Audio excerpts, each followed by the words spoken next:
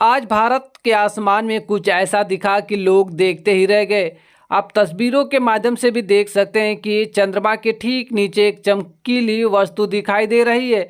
इस तारा को देख लोग अपने अपने दोस्त मित्रों को बता रहे थे कि आज चंद्रमा के नीचे एक तारा दिखाई दे रहा है जो देखने में बेहद खूबसूरत है। वहीं अब लोग इसे फेसबुक, गूगल, यूट्यूब पर तमाम जगहों पर सर्च कर रहे हैं कि आखिर क्या चीज़ है कि यह चंद्रमा के ठीक नीचे दिखाई दे रहा है। जैसे जैसे रात होती गई चंद्रमा से ये दूर होता गया, लेकिन आज इस नज़ारा को देख लोग अपने मोबाइल में भी कैद कर लिए हैं। आप तस्वीरों में भी देख सकते हैं कि किस तरह से ये चंद्रमा के नीचे ठीक ये तारा चमकीला दिखाई दे रहा है, जहां लोग काफ़ी आश्चर्यचकित है। अब लोग गूगल, फेसबुक जैसे तमाम सर्च इंजनों से ये सर्च कर रहे हैं कि ये क्या है जो ठीक चंद्रमा के नीचे है। और ये खबर आपको अच्छी लगी तो चैनल को सब्सक्राइब करें, यूट्यूब पर देख रहे हैं तो फेसबुक पर देख रहे हैं तो हमें फॉलो करें।